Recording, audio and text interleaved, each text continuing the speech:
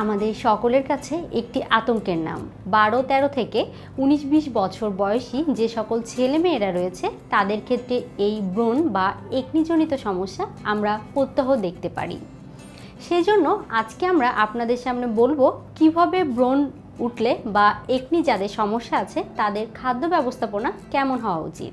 বিষয়টি নিয়ে জানার আগে সর্বপ্রথমে আমাদের জানতে হবে ব্রণ বা একনি সমস্যা কেন হয়ে থাকে। সাধারণত দেখা যায় যাদের ক্ষেত্রে শরীরে হরমোনাল ইমব্যালেন্স যদি থাকে সেই ক্ষেত্রে তাদের ব্রণ বা একনি সমস্যা হতে পারে। এছাড়াও যাদের বিভিন্ন ধরনের যারা স্টেরয়েড জাতীয় খাবার বা ওষুধ গ্রহণ করে থাকে তাদের ক্ষেত্রেও ব্রণ বা একনিজনিত সমস্যা দেখা যায়। প্রতিনিয়ত আমরা বর্তমানে বিভিন্ন ধরনের বিউটিফিকেশনের জন্য বিভিন্ন প্রোডাক্ট ব্যবহার করে থাকি। সেই ক্ষেত্রে তাদেরও কিন্তু দেখা যায় স্কিনে ব্রণ বা একনি সমস্যা। আমরা অনেকেই হয়তো জানি না যে ব্রণ বা একনি সমস্যা হওয়ার পিছনে কিন্তু খাদ্যাভ্যাস একটি বিশাল ভূমিকা পালন করে থাকে। সঠিক খাদ্যাভ্যাসের অভাবে বা অস্বাস্থ্যকর খাবারের ফলে আমাদের ব্রণ বা একনি সমস্যা দেখা দিতে পারে।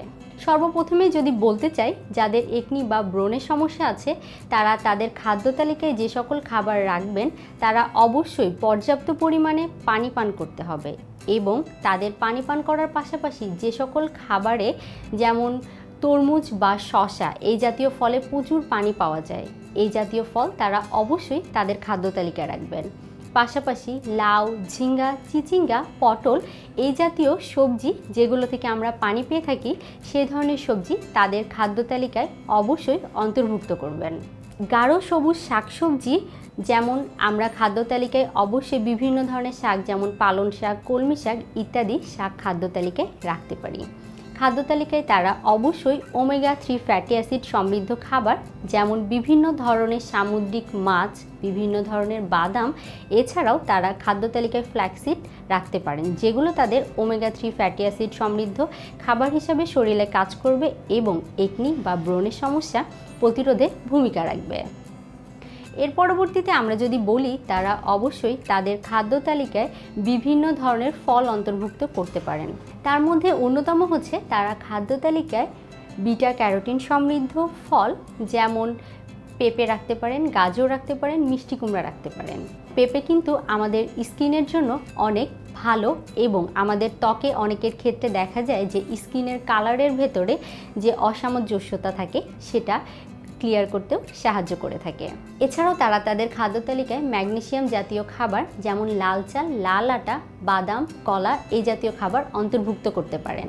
তারা খাদ্য তালিকায় টমেটো অন্তর্ভুক্ত করতে পারেন কারণ টমেটোতে আমরা যে ধরনের উপাদান পেয়ে থাকি সেগুলো সাধারণত আমাদের ত্বকের উজ্জ্বলতা বাড়াতে এবং আমাদের ব্রণ হওয়ার পরবর্তীতে ব্রণের যে সকল দাগ থাকে সেই দাগগুলো রিমুভ করতেও সাহায্য করে। খাদ্য তালিকায় তারা যে সকল খাবার অন্তর্ভুক্ত করবেন তার পাশাপাশি অবশ্যই তাদেরকে নিয়মিত ঘুমাতে হবে। প্রত্যেক দিন তাদের পর্যাপ্ত পরিমাণে যেমন পানি পান করবে ঠিক সেইভাবে তারা অবশ্যই যে খাবারগুলোর কথা আমি মেনশন করলাম সেই খাবারগুলো খাদ্য তালিকায় রাখবেন। পাশাপাশি তাদের কিন্তু অতিরিক্ত তেলে ভাজা খাবার, অতিরিক্ত যে সকল খাবারে লবণ বা চিনি আছে সেই ধরনের খাবার তারা এড়িয়ে চলবে। তারা কিন্তু খাদ্য তালিকায় বিভিন্ন ধরনের অতিরিক্ত ট্রান্সফ্যাট জাতীয় খাবার গ্রহণ করবে না। এ সকল নিয়ম যদি মেনে চলা যায় সহজেই কিন্তু আমরা ব্রণ থেকে আমাদের পরিত্রাণ পেতে পারি এবং সুন্দর স্কিন পেতে পারি।